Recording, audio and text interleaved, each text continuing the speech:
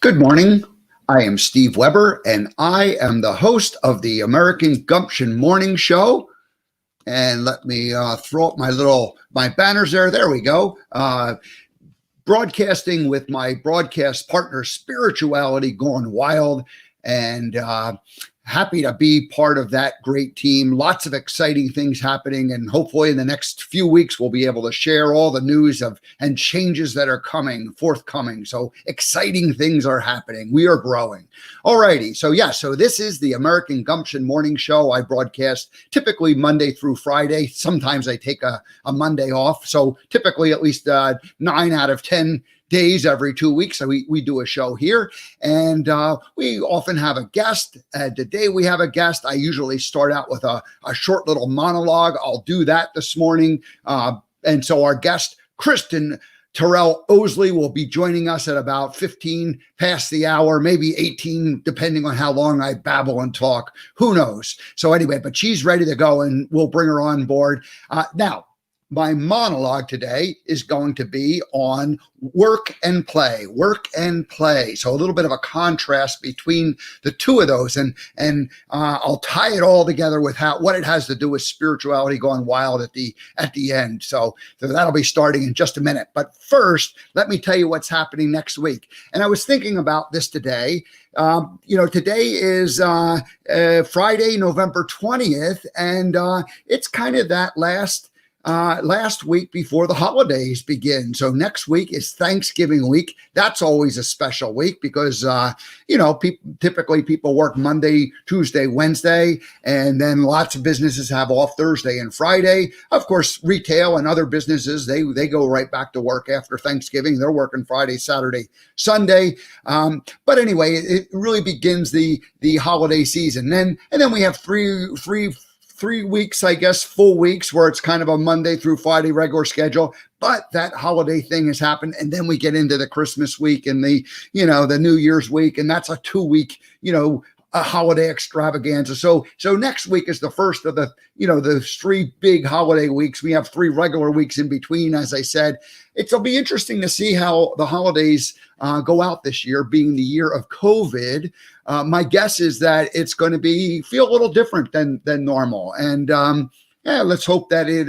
Let's all use this time to to make connections and maybe we won't be getting together as much as we normally do with family and friends, but let's still reach out to them and have these virtual kind of conversations or a phone conversation and just be connected and enjoy this quieter time of the season and as we get ready for next year.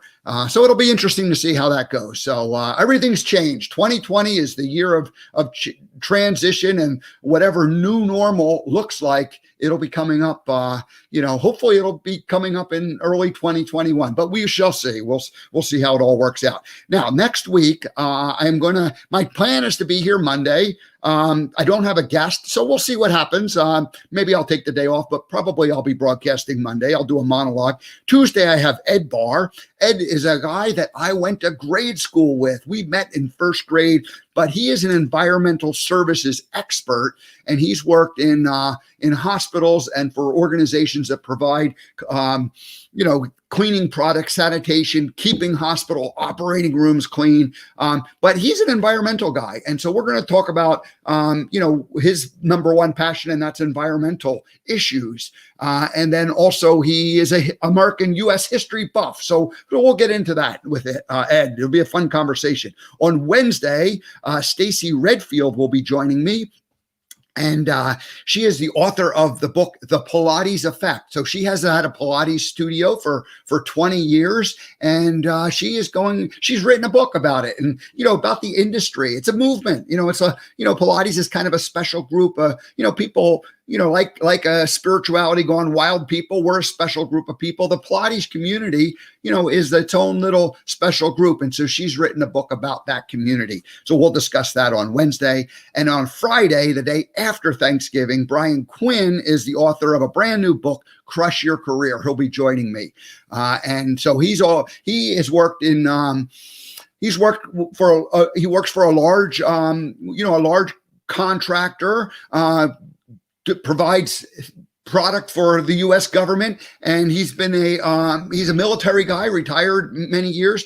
But anyway, he's written a book on how you can position yourself and how you go through the process of getting a job in this day and age. So it's called Crush Your Career, and that'll be a fun conversation next Friday, 1 week from today. All righty. So now let's go ahead and jump into work and play as today's little monologue. All right. So first thing I want to do is I want to define both of these verbs.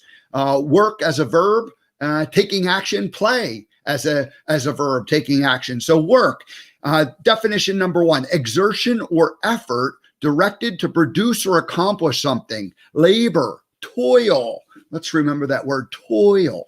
And then second definition is productive or operative activity. Productive or operative activity. So when you're working, you're producing something, you're getting something done, you're producing, accomplishing, hopefully not toiling, but that's one of the definitions, toil. All right. The definition of play. Now, play had 60 some different definitions, and they had nouns and, like a play at the theater. So I had to kind of search through and find the verbs or the definitions that I wanted. They were like 61 and 63, the two I picked out, I think. But anyway, it says, play, to employ oneself in diversion, amusement, or recreation. I like that. To employ oneself in diversion, amusement, or recreation. Definition number two that I'm listing, to do something that is not to be taken seriously. Not to be taken seriously, to play. Oh, when we work, we toil. And when we play, we're not to be taken seriously. I'm not sure these definitions are ringing true with me. And then finally, the third definition of play is to take part or engage in a game. All right, so we're playing a game. I play a game of cards, some other type of activity, and nothing wrong with that kind of play. That's a good thing. So anyway, when I was Forrest Gump and I sat on the bench and I met upwards of 1,000 people a day, 3 times a week, 50 weeks a year for 15 years, I had one foot firmly planted in the play, and I had one foot firmly planted in the work. And so I had to balance those. So I took it serious as a job, but when I was sitting there on the bench, I was essentially playing with people. I was just having fun. I was engaging in, amusement, recreation, diversion. It was a diversion for people. They loved it. I loved it. And yet I was, working. It was my job. And yet it was certainly not, it was not toil that I was doing. And it didn't feel like labor. I mean, it was just kind of a pure fun and joy thing. And that got me thinking that anybody who works in the artistic realm, anybody who calls himself an artist, I consider myself an artist even today, as a communicator, as a speaker, as a host of a daily broadcast. This is, but musicians, actors, writers, they all have to have one foot firmly planted in work and one foot firmly planted in play. Otherwise, they can't be successful. They have to take their craft serious. They have to get up and do it. They have to, sit down in the chair every day if you're a writer and start pounding along on the keys. And you may not feel the inspiration, but if you sit down every day at 9 o'clock and you start working at your craft, then it starts to flow and you get that inspiration. You connect with the muse, you connect with spirit, and you get inspiration from it. So anybody who considers himself an artist, whether, like I said, musicians, actors, writers, I mean, they have to be firmly planted with the work and the play mode. And if an artist is too much in the play mode, they don't end up really reaching any kind of level of success. It's just kind of a fun folly or it's a hobby. And if you try to be an artist and work in the work mode where you're toiling, you're not creating anything special that comes from the heart. So It's a balance. It's a balance between work and play, work and play, work and play. And it's kind of funny because work somehow got known as toil. What was that all about? Where did we, and my earliest remembrances of work were, that it was like, Monday morning, oh, the blues, you got to go back to work. Oh, it's kind of a drudgery and, dragging yourself out there into the world to get whatever it is you're done. But anybody who really reaches, not anybody, many people who have reached a level of success in their career, they always say, I love doing what I was doing. It didn't feel like work. It was kind of like play. Maybe they don't use the word play, but they say it, they often say it never felt like work. And so it's just interesting. Now, function with Gumption. The three principles of Gumption: how you think, how you act, and how you interact with others. So your thoughts, actions, interactions with others. Those are the three principles of Gumption. And when you take personal responsibility for your thoughts, for your actions, and for your interactions with others, 100% being responsible for my thinking, for my actions, and for my interacting with other people, then I say that's the definition of function with Gumption. When you function with Gumption, you're responsible for your thoughts, actions, and interactions with others. And what I always would say and show people is, what are the first three letters of the word function? Function, F-U-N, fun. Yeah, let's have fun with this. So somehow I was very lucky because of the Forrest Gump experience that I related, work with being fun and joy and having a good time. So now let's shift gears just a little bit. When we play, it's easier to play if we're in the present moment. That was one of the things I learned from sitting on the bench, is that if I'm going to sit there and interact with people, 1,000 people a day for 5 hours straight, I need to be having fun. I need to be, it needs to be, and I need to be in the present moment. And the only way I can do it is if I'm in the present moment the whole time. So that realization and that aha moment came. Well, look at children when they're playing.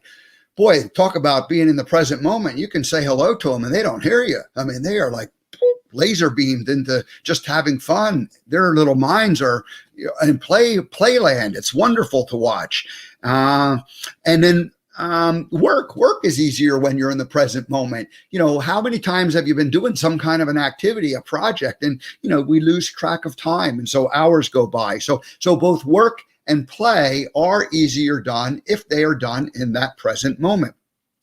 Now, one more shift to change, and then we'll wrap it up and bring this home. So as our world changes, as humanity changes, as information becomes more and more abundant, we have an opportunity to change our beliefs. And if things we're hearing don't ring true to us, then we can create new beliefs. And boy, look at our political world right at the moment. People are telling very different stories about what the reality is. And I don't know what to believe. An awful lot of it does not ring true to me. In fact, most of it doesn't ring true. I'm listening to it. I'm trying to sort out what is, what's to believe and what's not to believe. And I'm like, I don't believe any of this stuff. It just sounds crazy. And so anyway, if we find that we're not connecting with the information that's out there, then we don't have to believe it. We can create new beliefs, and we can find other groups that maybe share our common beliefs. That's the wonderful thing about the internet, the ability to communicate with people from all around the world. We're able to find our own groups and our own people. All right, so these connections that are happening all around the world with different groups of people are happening in the present moment. So groups like Spirituality Gone Wild are forming, and we're building a community of people that want to find truth that aligns with other people's and wants to find truth with what aligns with our inner being and with our spirit. And we don't come here attempting to tell you what to believe, but we do come here attempting to tell you what we believe and what others believe, and share what they believe. And And if it rings true, then we are forming a community of people and sharing that. So, and we're also here to tell you that you're not crazy if you believe, if you believe what we believe, because some of the things that we talk about sound a little bit crazy. Alrighty. So anyway, I just want to kind of conclude this by saying there's a strong connection between work and play. It's like a right foot and it's a left foot. It's the right brain, it's the left brain. And if we can balance those things, then life is more fun. And all play doesn't work and all work doesn't work. And so what's that balance? How do we have one foot into it? And we could go one step further and say, how do we keep one foot in the physical?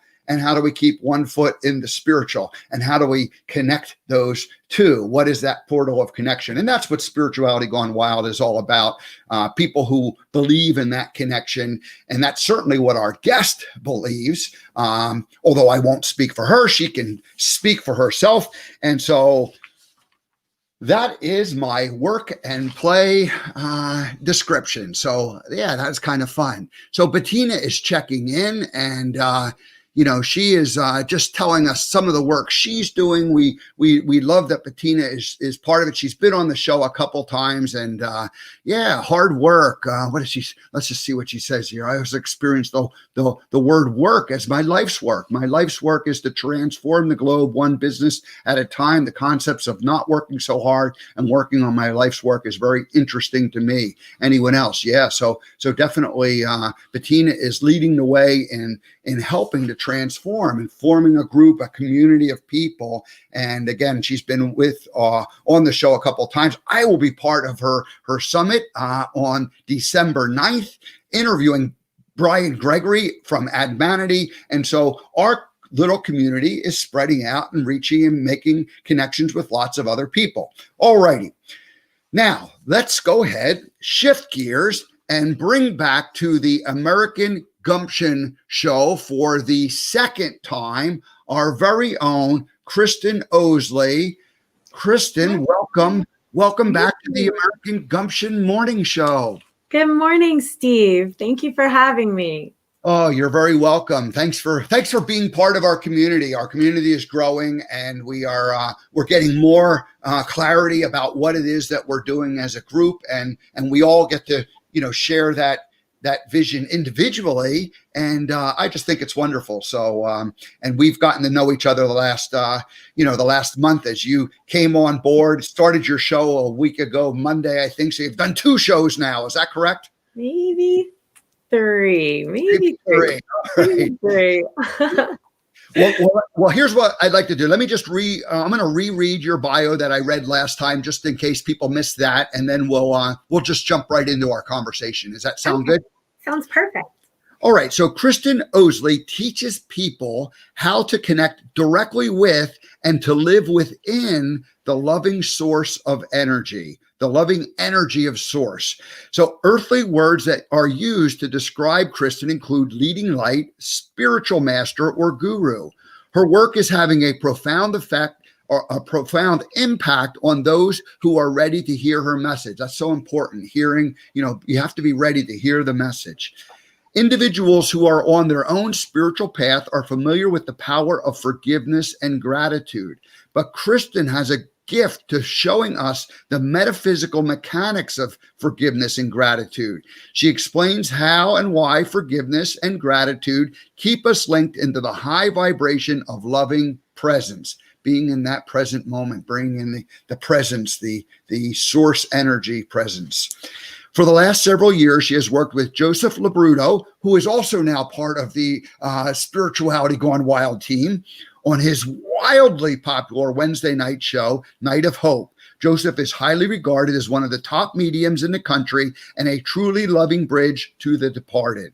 Now, Kristen has her own show on Mondays here on Spirituality Gone Wild. It's called The Kristen O Show, and it airs Monday nights at 8 p.m. Eastern Standard Time. Kristen Owsley, welcome back to the American Gumption Morning Show. Thank you, Steve. It's nice hearing you read that. So, I have to say, I really, really love your monologues. Thank you. They are so Good. And you're channeling them. You are channeling this energy that's coming through. It's this energy that's accessible to all of us. And you're channeling it, and it goes right into the Steve Weber, brain, which has all these amazing words and knowledge that you picked up from your experiences. And it gets funneled and computed and then channeled right through in your words. And I just love them. I feel they're very powerful. And I would love to see a monologue book coming out. I would really love to see it because the information that you're sharing is so valuable. Just wanted to make sure you knew that. Well, thank you. And what had happened, I'll just share some of the, the evolution, right? Because we're constantly growing and we're constantly changing. And so today is what, show number 74. And on August 3rd, I did show number 1. And as I reflect back on it, the first couple of months, let's just call it the first 3 months. So roughly the first 60 shows, they were, the monologues were all things that I had been working on for the last 10 years. And so they were very safe things for me to talk about. And they were things that I had developed over a long period, thought about, wrote about, but they were safe because they were things that I had talked about in my keynote presentations and that sort of. So then around somewhere, let's just call it around show 60, I said, you know what, it's time to start to grow a little bit. And so I started doing something a little different. And that is basically, creating the monologue more from today and more from the present moment. And so I have a kind of a routine on how I go through, and it ties in a lot of times with a guest. I take a lot of inspiration from whoever is coming on, and I try to create something that will lead into it. So I'm basically just, as you said, channeling, and I'm, creating my thoughts and making a little outline. I just, what do I do here? I just kind of scribble down a bunch of stuff in the morning, and then I kind of follow along and try to share it with you. So anyway, thank you. You're very kind for saying it. And it's been, I do feel that connection. Awesome. I wanted to bring up a point that I heard in the beginning when everyone begins writing or begins sharing their message or, decides to take a step into this realm and spread the light. When you said in the beginning how the monologues were very safe, I wanted to bring up something I learned, which is in the beginning of us doing this, we funnel our energy through our audience. So it comes in through the channels. And then as it comes to us in the beginning, we're like, well, what would all these people think if I said this? And how would my father feel if I wrote this down? And how would all of my audience feel if I said that information? And what I want to say to be aware of is sometimes when we're funneling it through all of those different energies, it's not just coming straight through the Steve mind or the Kristen mind, but it's coming through our mind and then funneling through our audience's mind. So what you've learned as you've developed is you've stopped funneling it through so many different avenues and so many different, what are they going to think? And that's why the messages are beginning to come through clearer and based on this energetic field in this present moment. And you're right. I learned this many years ago because after drafts being filtered and finally getting to peeling back those onions to the real authenticity of the message. And I kept hearing over and over, they kept showing me, this is a tarot Bible, but putting my hand on a book going, I will tell the truth, the whole truth, and nothing but the truth. And then I kept thinking, okay, so what's the truth? My truth, their truth, the world's truth, what's the truth? So that's still what I hear on a daily basis. Is that the authentic truth, free of, well, what would this person think? And what would that person think? And I'm going to upset their belief system and they're going to not like me for saying that. And I've had to really move that energy away and practice channeling authentically as I can manage just through this mind. And actually recently moving my mind completely out of the way. So now it just comes straight through, which is kind of the last step of the process of allowing source to kind of just flow through you. We are all conduits of source. We're all these energetic light beings, and source just is right there for everybody to come through. I had a vision about that.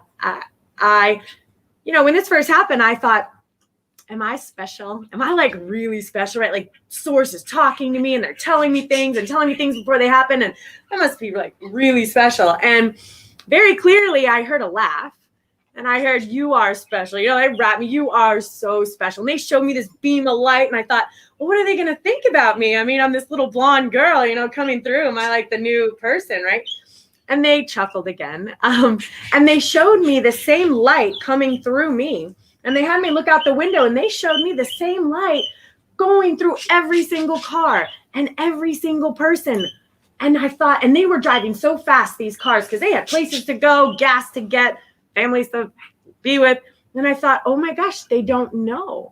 I don't think we knew, and this was a few years back, that we're all being communicated with, that we have this energy that's available to us. And I don't have any words for it. It's not, it doesn't need defining. It's just as beautiful and it empowers us. It's our view, and it's available to everyone if we can know it and move the stuff out of the head that's blocking it. Then it just flows right through. And you've made so much progression in this throughout you. And I believe it was probably you sitting on the bench for all that time that maybe allowed you to sit in this present moment and allow this to even, because how did you, because you know this, you heard last time how I know it, but how do you know it? How do you know it? Yes. And great question. And I want to just say one thing before we get to that. So remind me to get right back to that question if I don't. Okay. But the last time that you were here, we went through your whole story and kind of the back, as a little girl, you had these, voices that you heard, and it was just like kind of a plaything, but somehow you didn't quite outgrow it like most kids, outgrow it. And so these voices continued and this play thing continued to happen. And then somewhere maybe in your teen years, you went, I gotta like stop this because it's like people are thinking I'm crazy, or I'm thinking I am crazy. And then you had this incident, as an adult, a young adult, as a young mother, where you had your children and you weren't able to even, care for them. And then you had a nanny come in and you went and shared all this and you opened up your heart and told that story. But then you reemerged and you went, wait a minute, this is who I am. And you accepted it. And there had to be a certain amount of self-forgiveness that went on because there was nothing wrong with it. But we make judgments about ourselves. And so you reemerged from this and this is how you got to where you were. And I just wanted to share that because people can go back. That was show number 66. Today is show number 74. And that was broadcast on Monday, November 9th. So anyway, that information is out there. And so we won't repeat all that. Now, ask your question again and remind me. Well, what I love is I love seeing that you're able to understand that there is this energetic force, and it does flow through the present moment. And not that I mean to go fringe on us, but guess what? Physics knows this, that everything is vibrations, right. And that there are many different dimensional vibrations. And that's the beautiful thing, is because physics is trying to keep up with metaphysics. The only difference between us and them is we don't feel the need to prove it because we personally experience it on a daily basis. So we've given up that we have to put this on paper. There has to be scientific data. We've given up, not that we've given up, but metaphysics, I don't need that. Because it happens to me every day. So I'm a living example. Physics probably need to tap into what's ever happening to me and study that. So the beautiful thing is that if I were to take all the woo-woo out of it, this is just a dimension. It's just a shift in dimension. Because right now, a beautiful term that other humans are using at the moment is 3D, 4D, 5D, 6D, and 7D. Now, those are only words used in a 3D world of Earth, because words don't quite exist in these higher dimensions. But that's a term for us to link in. So when I say the 5D dimension, it really is like living in a high def because everything shifts. So the blades of grass are clear, the water is clear, the energy flows through. When you channel, you tune into the fifth dimension and you channel. And then when you speak, you shift back into the 3D dimension and you share your information. And the 4D, according to those that are trying to, in the metaphysics, put labels on it, the 4D is the bridge between the two, which I find very interesting. So it is a shift in dimension, and physics, I can't wait for it to prove it. And it's so close. Physics has already proved alternate dimensions. They've already proved this, which is a beautiful thing. So I want to try to put it in scientific terms so it doesn't sound all, woo-woo. There is an energetic dimension that all information flows through, and everyone has access to it. Everyone. We just have to clear some of the blocks out of the way. It's really that simple. It's so simple. Yeah, I've become a student of this from the science point of view, and so Newtonian physics ruled the day for several hundred years, and it was all about the measurement of the physical, and so like a golf or a pool table, balls go and one hits the one and the other one reflects, and all of those angles can be calculated, and the apple falls from the tree and hits you on the head. So all these things were able to be measured and calculated from a physical point of view. And then Einstein really kind of turned it up on its head when he did his equation, E equals mc squared, and energy and MC, the speed of light, mass times the speed of light. And so the speed of light, 186,000 miles per second, that became like the defining moment. Well, then the quantum came in after that, another 20 years later. And the quantum said that above the speed of light, things don't behave in Newtonian physics anymore. Suddenly you have things that are just like they're, kind of spooky or wacky science, and things are energy pockets. And then when you actually look at them, they become a mass. So the electrons floating around are these energetic things that can just be theoretically figured out where they're at. And then all of a sudden, boom, the observer effect, you look at it and you see, and it becomes it. So now it's like your thoughts are nothing but this energy that's flowing around there. And when you focus your energy, it becomes like that mass. And all this is happening at above the speed of light. And that's what you said. Science is proving this and showing this, and it's not completely understood, but I instinctively get it and go, oh my gosh, there's something here to it. How do we tap into this? How do we tap into it? And people like yourself and David Strickle, the Stream of David, you and many, many, many others have learned to tap into that source energy. And some of us call it the woo factor, that kind of, crazy thing. But anyway, I mean, I know it's true, and it's true. We've had a conversation, about this, but now we're attempting to say, hey, this is not crazy talk. This is the way the world works. Yes, and a few things that I did notice when I am very scientific. I actually studied microbiology, and I'm actually really, really, really smart. So I was the top of my class in all of my classes. I studied anatomy and physiology. So science is big for me, huge, always has been. And that's actually how when I say they, I guess I speak of the communication, and I call them they want me to call them they. They showed me, which was very bizarre. So this is what changed, really got me into this, because I was very scientific. So I'm going, all right, where's heaven? Because I've studied space. I know where the mesosphere is and the stratosphere, and which level exactly is heaven located in, right? So I wanted proof, is it real? Is it not real? And so one day I'm sitting and I have my sisters and friends, and we are somewhere we're not supposed to be. And all of a sudden I see my mother through a concrete wall. We're in a garage, an enclosed garage. And I see my mother down the street through the wall walking. To this very day, I see her in her blue cutoff shirt and her blue jeans. And boy, was she mad, stomping up that street. To this very day, even though my logical brain knows there was a concrete wall there, I see her today as a memory walking up that street, and I felt her heartbeat. And I said, oh my gosh, where's your mother? And there were witnesses to this. And I'm pointing, I said, she's coming. And I'm pointing at her through the wall until she knocks on the door. Now, has that ever happened to me again? No. But what that did is say, where is this in the science books? Because that just happened to me. And I'm a very logical person.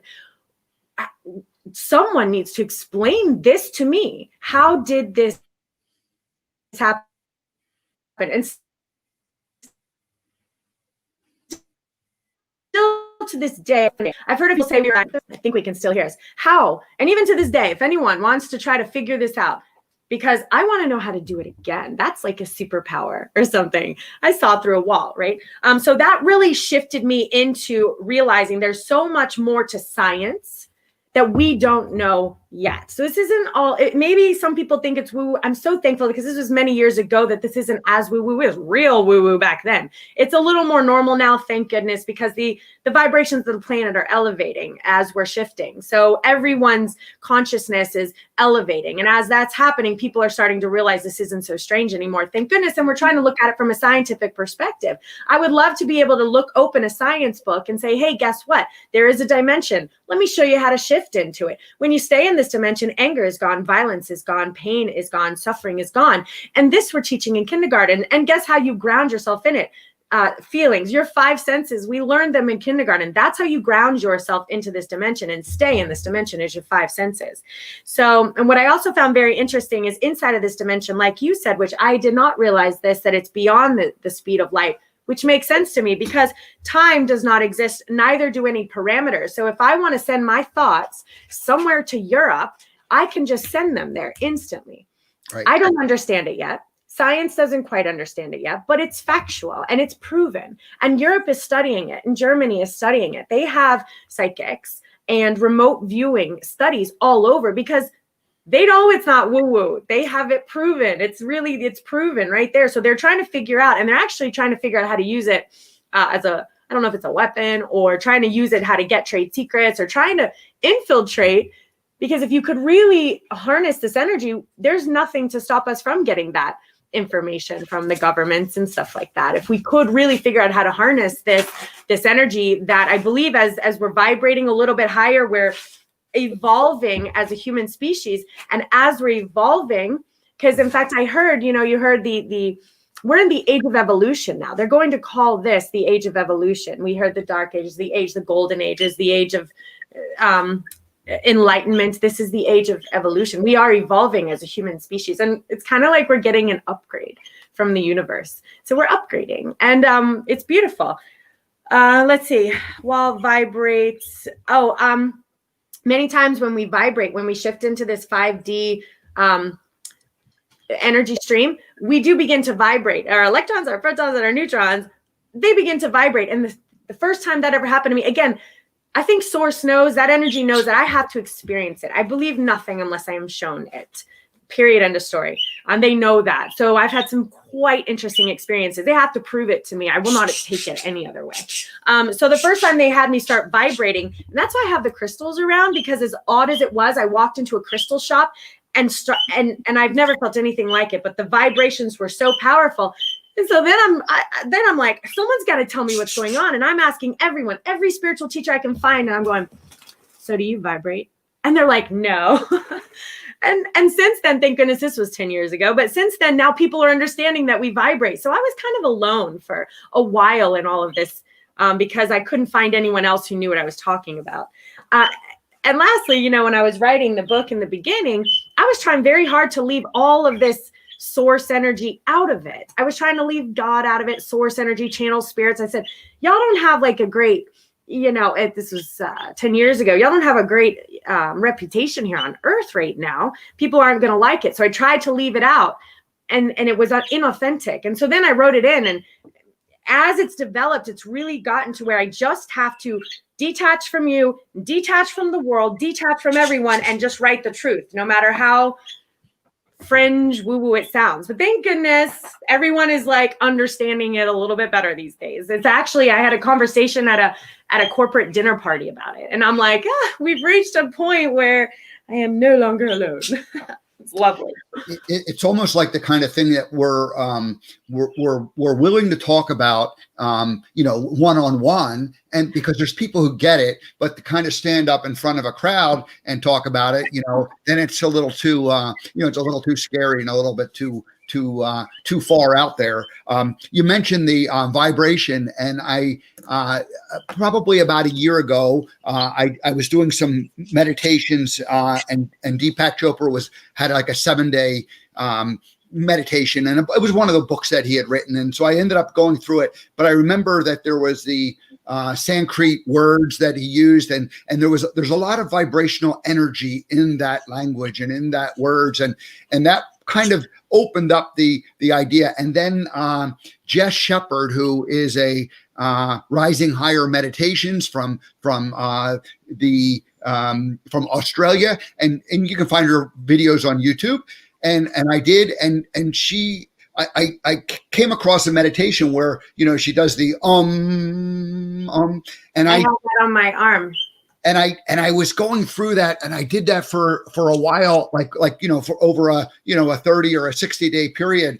And I remember, and as I went through about a 30-minute meditation following her, and where you're actually like doing like a humming or an umming and vibrational thing, man, like my whole entire body was like tingling, because that umming sound is like creating the vibrations, and you're allowing it to go through your whole body, and it's essentially, I don't know, I forget the number of cells that our body has, but on a vibrational level, that is how the cells communicate with each other, is through this vibrational level, and the skin, or the enclosure of the cells, that has all these little receptors that work on vibrations, and of course they work on chemicals too, but the vibration is kind of at the foundational level of them things working, because how does your body like instantly know to react? It's like it's a vibrational thing that happens when like a flight or fright situation happens, where you have to like go into action, and where a mother sees a child about to fall out of a tree or something, and just runs down there, or like the story you shared about your mother. I think it was you shared it with your mother, yelling to your sister to stop, like at this screaming loud, and her sister stops, and the car drives by. And like, these are things that we all know, and we all experience, and we all accept that happen like on a superhuman level. And yet when they happen like that, we go, oh yeah, that's cool. Oh, it's like a miracle. But how do you like, tap into that on a day in and day out basis and make that your normal? Absolutely. This is all I want in life. This is all I want. This is what I will share, is to try to reach as many people as possible and share as much information as I can to make this the new normal. Forget the other new normal. This is the new normal. To be within this vibrational pattern from the moment you wake up. Because, and I think I spoke about this in my show, so that when you wake up in the morning, when we wake up in the morning, our mind tends to go into 3D instantly. The alarm is going off. It's probably, so that already is not a very 5D situation. It's a 3D frustration. And so then that moment we're thinking about our day, and we have to go and we have to move. The time dimension exists in the 3D. It doesn't exist in the 5D. So every day that I wake up, I really ensure that before I get out of bed, I'm in the 5D. And all that means is that I'm grounded. And like you said, when you did the Om and you vibrated and all of that sounds, interesting, we don't have to do that every day. So that's so great. We don't have to Om every single day. We have to have the tools to shift into it by grounding ourselves in whatever matter works for you. It could be music, it could be your Om, it could be a meditation. I use my senses. What do I feel? If you can really, the strongest way that I have found to stay grounded is to really feel everything within that moment, from the blanket to your toes to the softness of the bed. When you feel your hands touch the blanket, move the blanket. It's shrinking the world, shrinking everything down into micro mini moments, baby moments. And in that baby moment, what does that entire moment encompass? From every sound that you hear, to everything that you feel, to everything that you smell. If you can shrink your world into these mini moments, I promise you that you will always be able to exist and handle and live stress-free and live in peace and live in this dimension in that moment. Not 5 minutes from now and not 5 minutes ago. It exists in this moment right here. And Eckhart Tolle, The Power of Now, while I know that it's, vibrationally, I must have listened to the book for 10 years. So I would say Eckhart Tolle is my master teacher, along with Osho would be a secondary master teacher. And this is why when Debbie came up with the Kristen Osho, I was like, perfect, because Osho is my teacher. This is from Osho, and this is from Osho. So Osho and Eckhart Tolle are the two teachers that I resonate the most with. And I've studied them for 10 years. I can probably recite every word in every book. And I can still listen to Eckhart Tolle's book and learn more things 10 years later, 20 years later. He's just phenomenal. But in the beginning, many people give up because it's not that easy to understand to start with. You really have to immerse yourself and study in it. But what's funny is Eckhart had a whole big influence on me back in the late 2000s, so 2007, 8, 9 time frame there, where I really read it. And I remember reading, it was probably The Power of Now, and I would have to read it, and then I'd have to reread it, and then I'd have to reread it, and so anyway, but I ended up, getting a whole lot from it. Absolutely. And then I went back and read it about a month ago, or maybe a couple months ago, and I just read through the whole darn thing, and I just was like, got it. Yes, because we're vibrationally. So in the beginning, we plant these seeds. We get Eckhart plants seeds. Eckhart's written from the channeled fifth dimensional. So we plant all those seeds. And the seeds take time to root. You know this. And so now when you read it again, you're like, oh, I have those seeds have grown. They've been watered. You've gotten lots of different information. Now you've grown into this beautiful plant. And then when you can read this book, you're like, I get it. And even to this day, I can read that book again. If I'm feeling off, if my vibrations are a little bit low, I just put him on. I listen to his videos on YouTube.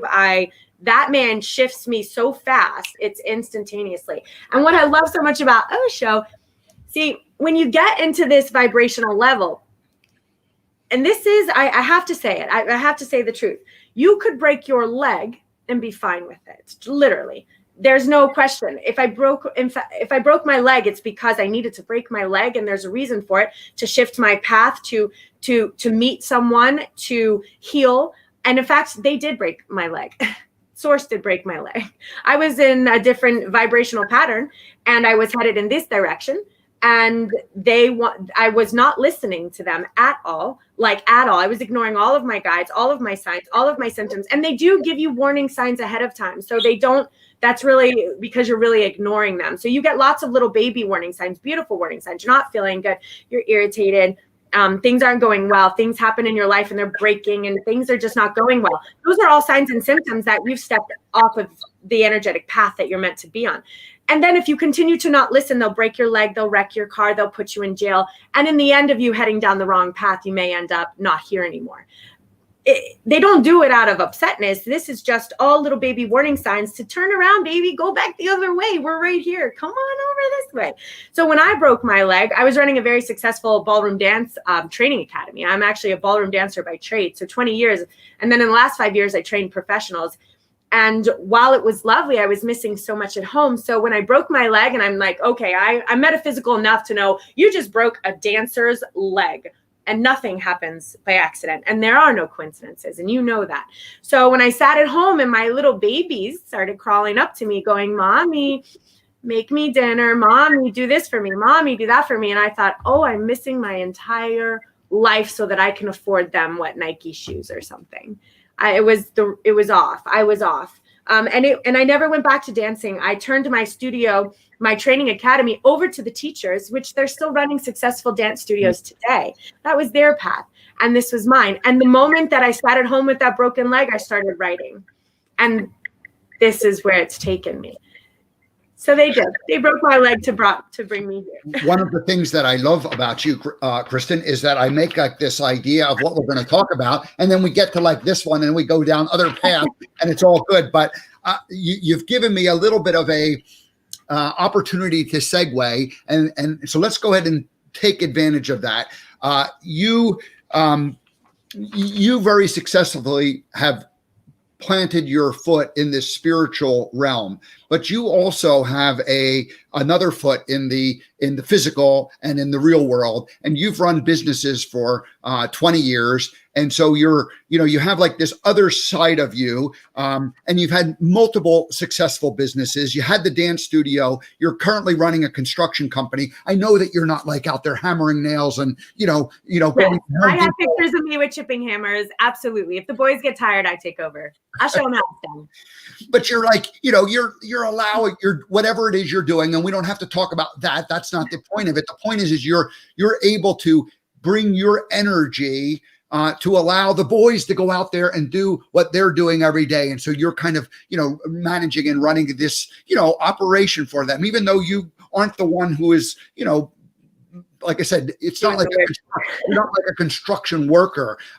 So you have a knack for making things work. And as I said, you have one foot very firmly planted in the physical world. And then you have this other foot planted in the spiritual world. And most people, I wanted to share that because, I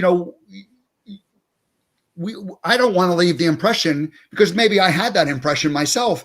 So I don't want to leave the audience with the impression that, you're this woo-woo spiritual person who's out of touch with reality, because you're very much in reality, but you're also very much in this world, and you have the ability to kind of connect those two. That's really the beauty of it. So yeah, so you're missing one. Okay, so I'll just say it real quick. My resume, I started teaching dance at 16. By 19, I was training people. By 21, managing studios.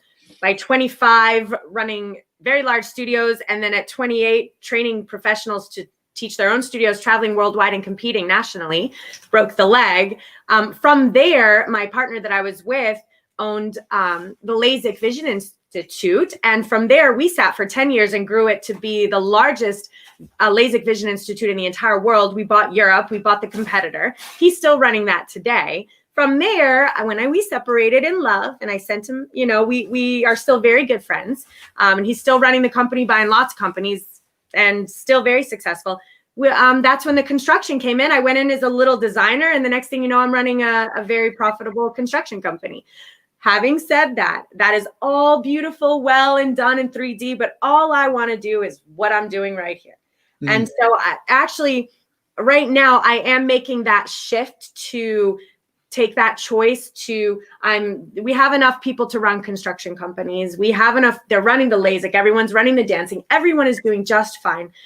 I want to do this now full time. So I'm coming out with courses. I'm coming out with ways for people to connect with Source. I have a lot of ideas. So I'm actually going to be pretty much writing full time at this point, doing shows full time, and bringing the two worlds. Because you're right, I am very logical. And also I have this foot in this metaphysics. So they're sending me this information, and I'm able to transmute it in a digestible, understandable format that makes sense to people. Yeah. So that's my task here. I appreciate this conversation, because one of the things that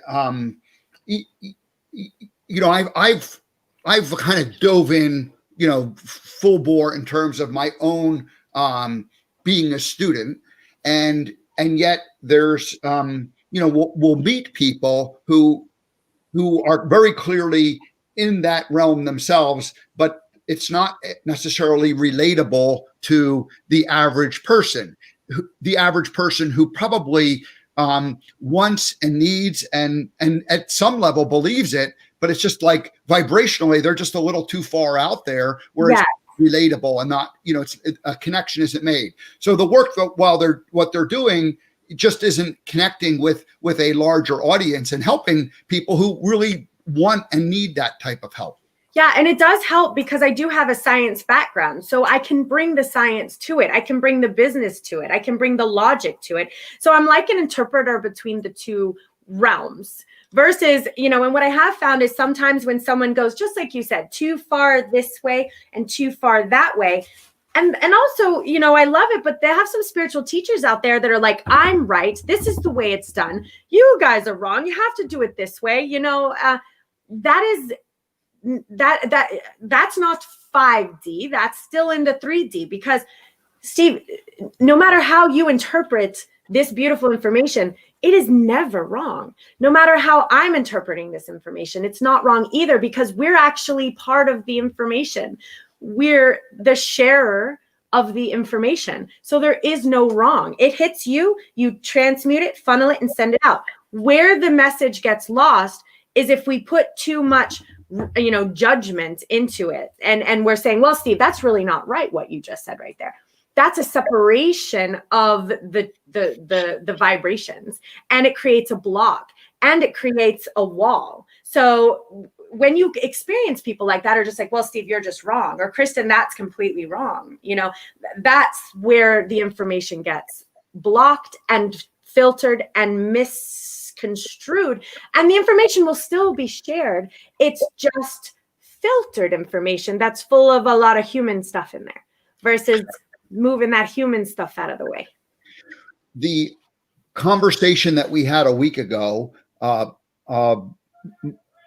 91-year-old father said, you know, what was she talking about? And I, you know, I had to kind of like take a deep breath and attempt to, you know, explain it in a way. And then that forced me to do a monologue 2 days later on Wednesday of last week, where I attempted to define what spirituality meant for me, because I had, you know, wanted to share that with my father. And then another friend had said, gee, what about, is this spirituality thing? Is it some kind of a religion? I'm like, you know, and so I knew I needed to have a better definition. So what I came of was really, it's a concern for the human spirit, and the concern for the human experience. That seems to be the broadest, like, definition, simplest way of saying, like, the people at Spirituality Gone Wild, we all share a concern for the human experience, and the human experience, of course, involves the physical and the spiritual, and connecting of those two. So I'm not, you know, I'm not defining this for Spirituality Gone Wild, but I am like trying to just figure this out for myself, and it's a very interesting process we're on. So. Well, what I have found too, and we're almost at the top of the hour, so we'll have to wrap. So you're going to get the last word, and then we'll wrap up, and we'll come back, because once again we did cover 2 paragraphs this time, but not 6, 7, and 8. Okay, well, very quickly then, when you were speaking with your father, you shifted your vibration pattern so that you were able to communicate with him. Sometimes I'll even begin speaking in like Spanish. When I'm speaking to a Spanish person, I will link it. So that's what you did with your father. And let's see. Oh, lastly, and I like this, so I'm going to mention it.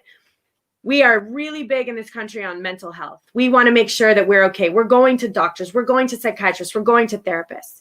We are really, really, really also concerned with our physical health. We are dieting. We are fasting. We spend all sorts of money on health coaches. All we're doing right here is saying spiritual health is just as valuable. We're not putting any rules on it. It doesn't have to be a religion or a way. It's just find out what your spiritual health is to you, what it means to you. It may not be me. Maybe it's yoga. Maybe it is a Christian church. Maybe it's a Catholic church. I love them all. I love my Christian church up the street.